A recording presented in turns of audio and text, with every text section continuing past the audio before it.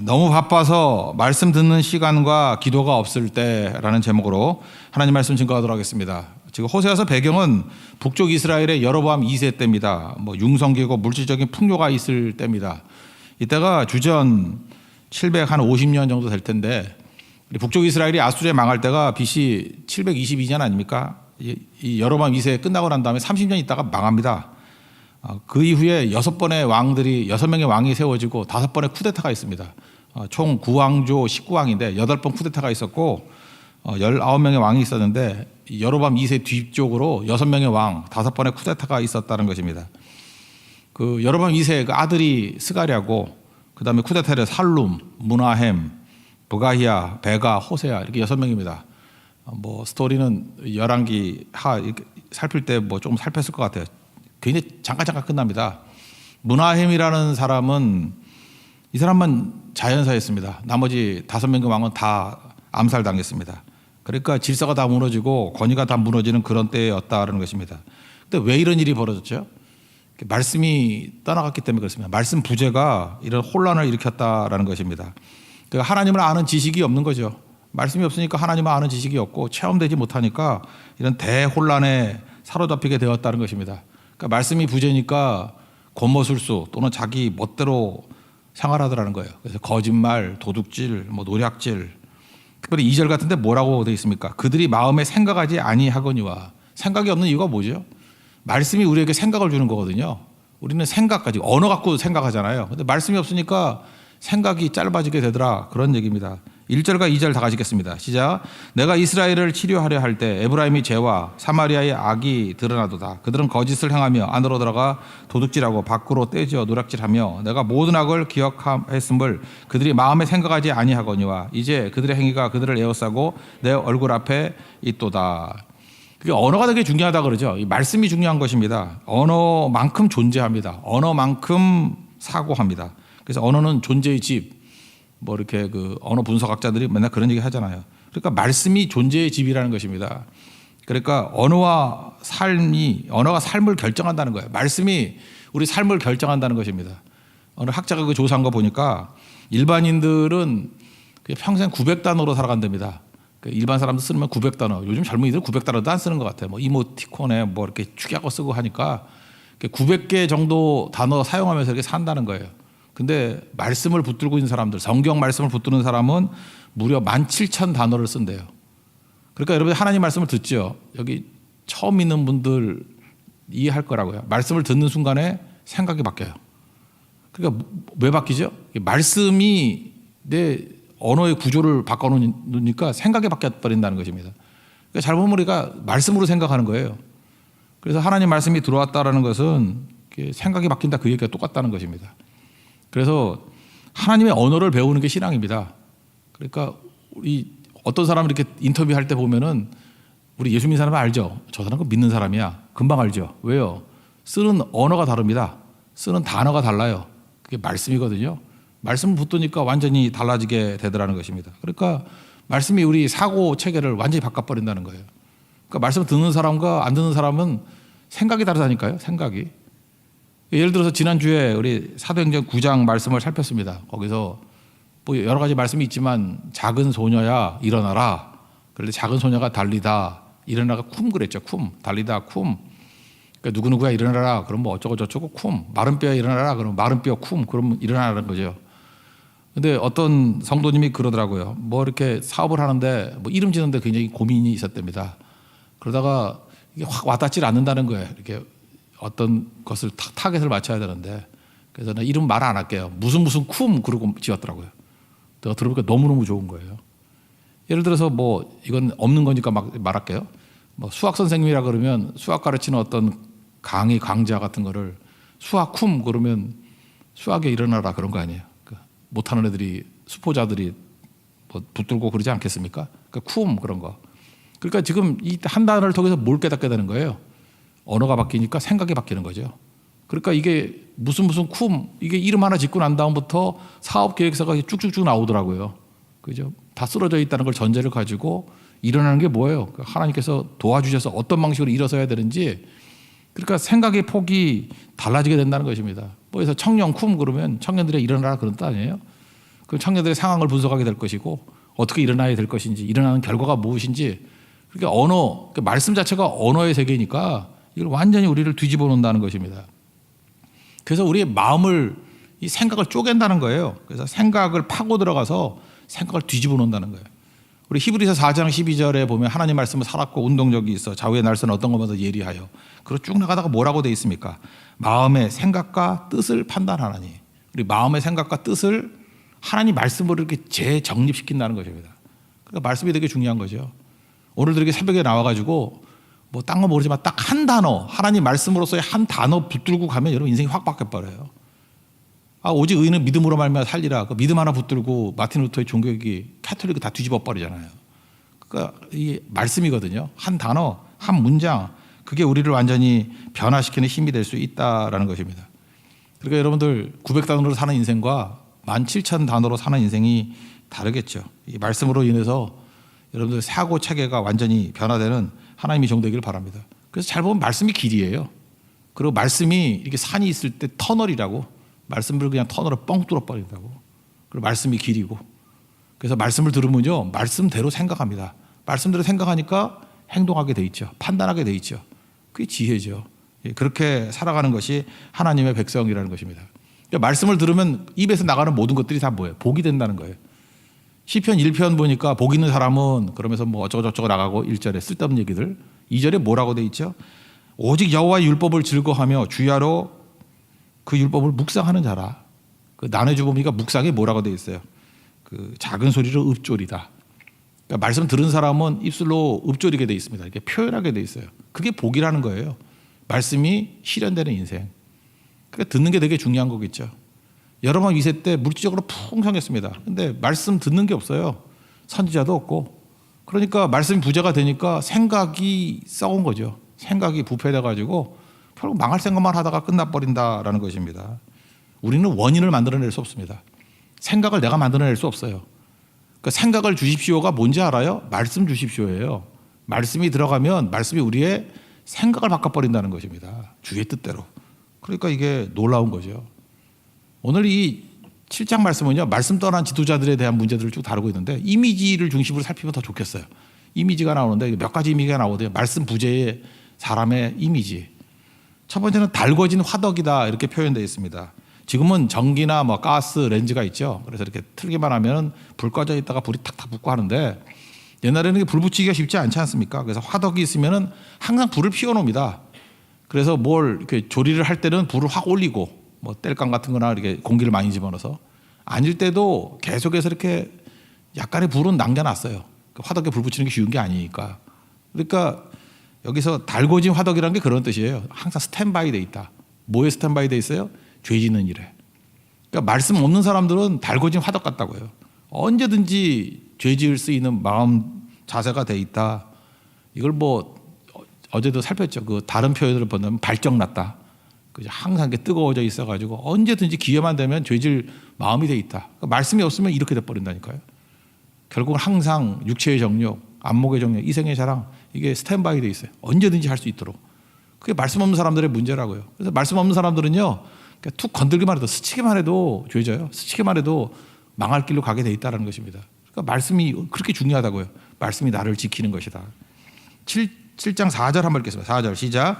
그들은 다 간음하는 자라 과자 만드는 자에 의해 달궈진 화덕과 같도다. 그가 반죽을 뭉침으로 발효되기까지만 불을 일으키기를 그칠 뿐이니라. 그러니까 뭐 약간 불 꺼져 있고 뭐 불을 좀 약하게 만들고 항상 이렇게 스탠바이 돼 있다는 거예요. 간음하는 자다. 달궈진 화덕 같도다. 또 두 번째 이미지가 뭐냐면 말씀 없는 사람의 특징이 뭐냐. 술의 뜨거움 그랬습니다. 여러분 지도자가 술로 보낸다 그러면 참 위험한 거죠. 저는 요즘에 이게 보면서 좀 그래요. 그 뭐 지도자들이 너무 술을 가까이 하는 것 같아. 뭐 낮술 하려고 그러고 뭐 밤에도 술 마시고 이거 뭐 여기저기 다 그러는 것 같아요. 그 술은 지도자와 술은 항상 망조입니다. 이거 큰 실수 범할 수 있어요. 그러니까 지도자와 술은 국가 위기 상황에 놓일 수 있다라는 거죠. 그러니까 이게 위험한 건데 여러 번 미세 때 그랬다는 거예요. 지도자가 술로 세월 다 보냈다는 거죠. 5절 다 같이 읽겠습니다. 시작. 우리 왕의 날에 지도자들은 술의 뜨거움으로 병이 나며 왕은 오만한 자들과 더불어 악수하는도다. 술 마시다가 암살하고 술 마시다가 쿠데타 일으키고 그랬다라는 것입니다. 세 번째 말씀 부제의 이미지가 뭐냐면 뒤집지 않은 전병.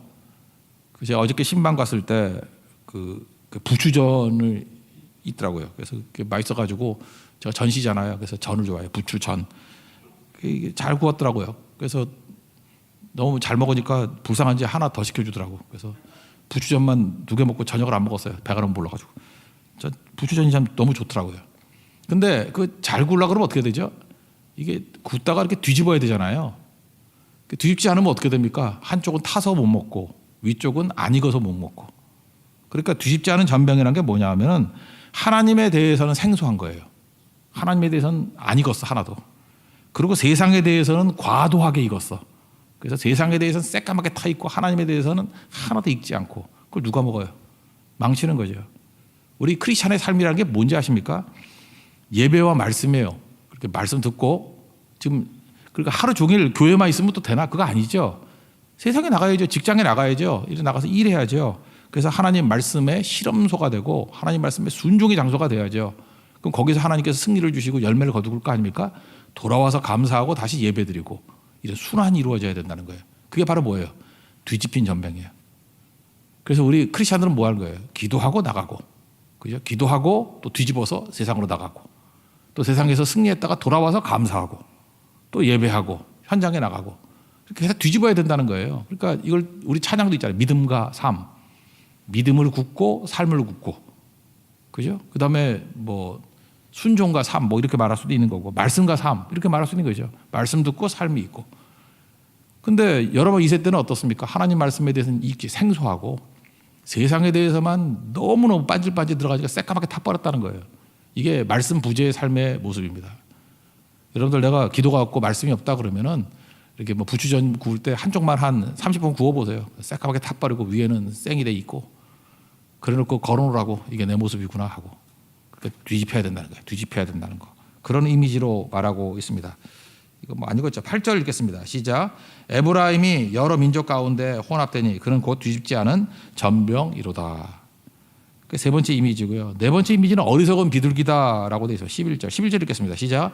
에브라임은 어리석은 비둘기같이 지혜가 없어서 애굽을 향하여 부르짖으며 아수르로 가는도다. 어리석은 비둘기, 이거 메시지 성경이라고 있죠? 그 현대어로 뭐 이렇게 풀었는데 거기 진짜 재밌게 써 있더라고요. 그 어리석은 비둘기를 새대가리라고 번역했다. 새대가리. bird brained. bird brained 새대가리. 새대가리지, 새대가리. 그 IQ 떨어지는 애들. 그러니까 도울 힘도 없는 애굽으로 가고 아수르로 가고, 아수르는 도울 힘이 없고, 아니 애굽은 도울 힘이 없고요. 아수르는 멸망시키는 세력이라고. 그러니까 애국 가도 안 돼요. 이거 돕지도 못해. 네.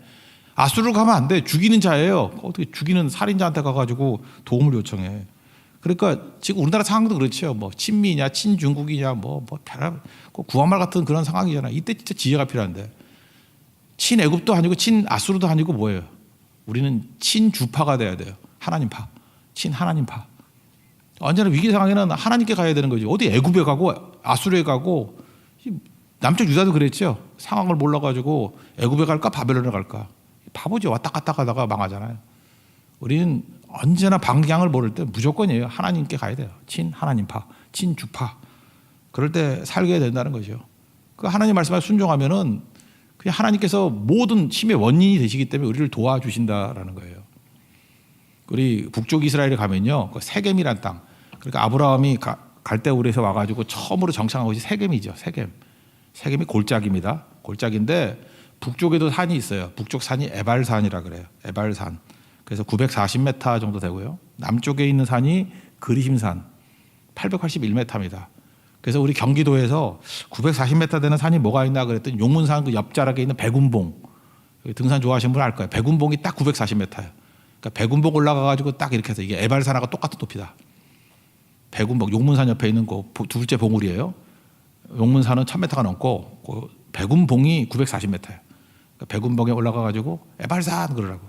에발산. 그리고 제가 이전 교회에 있을 때 그 기도원 앞에 있는 산이 충령산인데 충령산이 881m 똑같아. 그러니까 그리심산하고 똑같아요. 그 사마리아 성전 지었던 산이죠. 그리심산, 축복의 산. 그하고 똑같은 높이야. 충령산. 우리 민주롱 목사님하고 저하고 빨리 올라갈 때는 뭐 한 한 40분 이렇게 올라갔던 적이 있는데 허접한 사람과 한 1시간쯤 걸려요. 그 정도 높이에요. 그렇게 북쪽이 에발산, 남쪽이 그리심산. 그 가운데에서 6지파씩 세워놓고 말씀을 선포하죠. 불순종하면 저주받는다. 아멘해라. 그러니까 아멘. 그게 에발산. 나머지 6지파 하나님 말씀 앞에 순종하면 축복을 받는다. 아멘해라. 아멘. 그 두 산이죠. 저는 뭐 여기 가보진 않았는데 가본 사람이 그러더라고요. 참 묘하다고. 축복의 산과 저주의 산이 그 북쪽에 있는 에발산은 나무가 하나도 없대요 지금. 저주의 산이죠. 근데 이게 골짜기 하나 사이인데 밑에 있는 그리심산에는 나무가 뭐 한국같이 울창한 건 아닌데 나무가 꽤 많이 있대요. 그 참 묘하죠. 거의 같은 지역에 있고 기후 비슷한 것 같은데 한쪽에는 풍요로움이 있고 한쪽에 메마름이 있더라는 것입니다. 우리가 보여주는 메시지죠. 하나님 말씀이 선포됐을 때 순종하면 축복이 임하게 되고 불순종하면 저주가 임하게 된다. 그게 우리에게 보여주는 중요한 말씀이라는 것입니다. 그러지 않으면 이렇게 된 거야. 어리석은 비둘기 같이 하나님 말씀에 순종 안 하고 자기 머리를 가지고 이거냐 저거냐 찾으니까 문제가 되는 거죠. 누누이 말씀드리지만 원인은 우리에게서 나오지 않습니다. 원인은 하나님께로부터 나오는 거예요. 그러니까 뭐예요? 말씀에서부터 원인이 시작돼야 된다고요. 말씀에서부터 시작돼야 우리 생각을 지배하고 우리 행동을 지배하고 우리 결정을 지배한다는 것입니다. 그래서 축복과 힘은 하나님께로부터 나온다. 이거 잊지 말고 하나님 말씀 앞에 서 있는 하나님의 종되기를 축원합니다. 그러니까 북쪽 이스라엘의 지도자들이 망한 이유가 뭐예요? 말씀이 사라지니까 결국 무지한, 하나님을 아는 지식이 없어 무지해서 망하노도다. 이거 계속 주제 아니에요. 하나님을 아는 지식이 없어서 망한다고. 그러니까 말씀 없어 망한다는 것입니다. 그다음 두 번째 내용은 뭐냐? 말씀이 없으니까 기도가 부재예요. 그러니까 기도는 어떻게 하는 거죠? 하나님의 뜻대로 구해야 되잖아요. 요한일서 5장 4절 14절 보니까 그를 향하여 우리가 가진 담대함이 이것이다. 뭐예요? 그의 뜻대로 무엇을 구하면 들으심이라. 그러니까 기도 응답의 핵심이 무엇입니까? 구한다고. 그럼 치성이죠. 그거는 비나이다 이건 치성이고, 말씀이 있어야 기도가 나올 거 아니에요. 우리가 기도가 안 나오는 이유가 뭔지 알아요? 말씀이 없기 때문에. 말씀 들으면 기도만큼 쉬운 게 있어요. 말씀 듣고 그냥 말씀 다시 한번 외치면서 이대로 되길 원합니다. 그게 기도지. 그러니까 말씀이 기도예요. 그러니까 말씀이 있을 때 기도가 있는 건데 말씀이 없으니까 기도도 하나도 없는 거죠. 그래서 7절에 뭐라고 돼 있어요? 내게 부르짖는 자가 하나도 없다. 기도의 부재를 말하고 있습니다. 7장 7절 읽겠습니다. 시작. 그들이 다 화덕같이 뜨거워져서 그 재판장들을 삼키며 그들의 왕들을 다 엎드러지게 하며 그들 중에는 내게 부르짖는 자가 하나도 없도다. 제가 어저께 말씀 살피다가 이거 살펴보니까 그러더라고요. 이게 재밌는 표현이 있는데 히브리어에는 자음만 있죠. 자음만 22개가 있습니다. 그래서 이렇게 앞자를 따가지고 시를 질 때도 22절이 많아요. 그래서 예레미야 애가 1장 22절, 2장 22절, 3장 3절씩 했으니까 66절, 4장 22절, 5장 22절. 그러니까 히브리 알파벳은 22개예요. 그러니까 모음은 없어요. 오직 자음으로 돼 있고 모음은 관습적으로 하는 거예요. 그래서 마소라 사본 같은 데는 모음 기호를 넣긴 넣지만 원래 글자에는 모음이 없어요. 근데 자기들은 알죠. 보면 딱 보면 아는 거예요. 문장 보고 아는 거라고. 그런데 축복이라는 말이 그 걔네들 말로 히브리 말로 바라크예요. 바라크. 그러니까 우리 한글로 친다 그러면 바라크니까 비읍, 리을, 키읔 이렇게 써 있다고. 그 비읍, 리을, 키읔 이렇게 써 있어도 걔네는 뭐라 읽어요? 문맥상 이게 축복이라 그러면 바라크라고 읽어요. 근데 똑같이 비읍, 리을, 키읔의 베레크라고 읽을 수도 있어요. 베레크. 똑같은 자음인데 베레크 그럼 무릎이라는 뜻이에요. 그러니까 똑같은 자음으로 되어 있는 걸 통해서 이스라엘 사람들은, 히브리 사람들은 뭐를 느끼는 거예요? 축복으로 읽을 수도 있고 무릎으로 읽을 수도 있어요. 그러니까 무릎이 뭐예요? 기도죠. 그러니까 그들은 참 좋은 것 같아요. 모음이 없어가지고. 딱 보는 순간에 무릎 꿇어야 축복이 와. 그걸 알고 있는 거죠. 기도해야 축복이 와. 아까는 말씀이죠. 말씀이 있어야 축복이 와. 그것도 똑같이 얘기했죠. 그 미드바르라는 게 그게 광야잖아요. 광야. 그러니까 영어로 하면 MDBR. 그게 광야잖아요. 자음만 딱 돼 있거든. 근데 다바르, DBR. 그럼 말씀이잖아요. 그러니까 그들은 광야 그러면 말씀이 들려지는 곳이라고 딱 개념이 온다고. 거의 같은 그 자음 체계니까. 그러니까 그렇게 해서 깨닫게 되는 거라고요. 그러니까 하나님께서 이들에게 그렇게 말하는 것 같아요. 무릎, 베레크. 이 무릎 꿇어야 하나님의 축복이 온다고.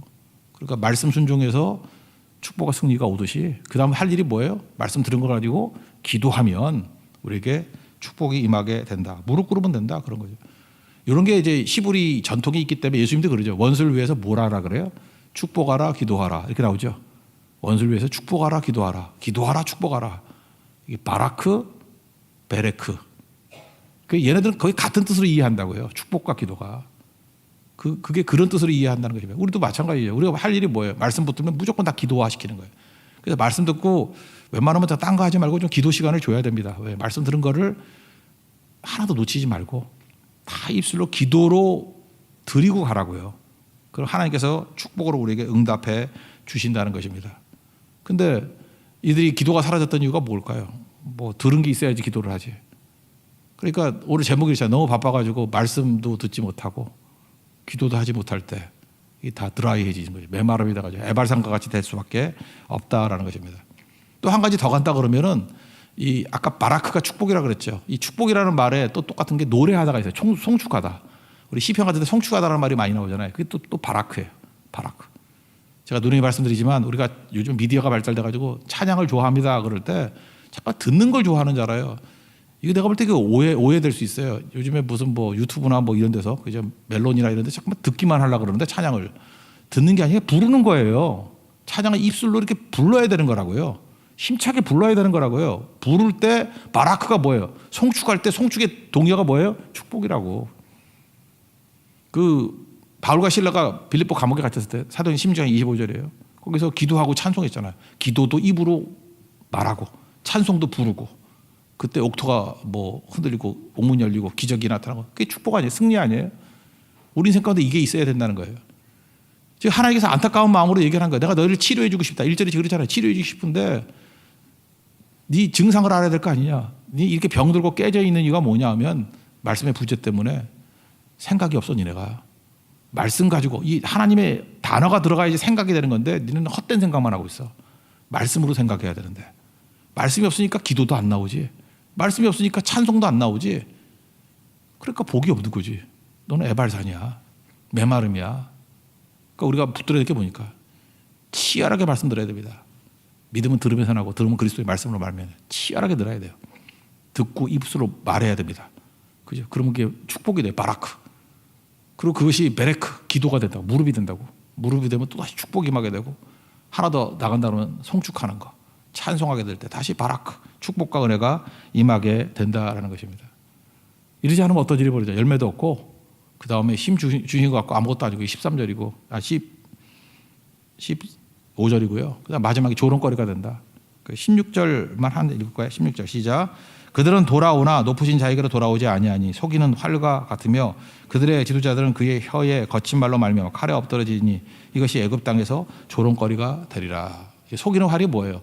활을 쏘면 나가야 될 거 아니에요. 근데 불량 활 그러면 쏘면은 뭐 땅바닥에 떨어지는지 하늘 날아가든지 하면 속이는 활이에요. 그게 결과가 나오지 않는다는 거죠. 열매가 없다. 그리고 조롱거리가 된다. 뭐가 없으면요? 말씀 부재, 기도 부재, 또 하나만 찬양 부재. 그러면 이런 일이 벌어지게 된다는 것입니다. 그럼 다 뒤집어 얘기하면 되는 거죠. 지도자들이요. 뭘 해야 돼요? 죽어라 말씀 붙들어라. 그리고 말씀 붙들고 기도해라. 그리고 찬양해라. 찬송해라. 그러면 하나님께서 함께 하시는 모든 원인이 하나님께 있기 때문에 원인을 주셔서 우리에게 결과까지도 주실 것이다. 승리하게 될 것이다. 그 길 걸어가는 하나님의 종 되기를 축원합니다. 자리에서 일어나겠습니다. 나는 기도를 쉬는 죄를 범치 않으리 찬양하겠습니다.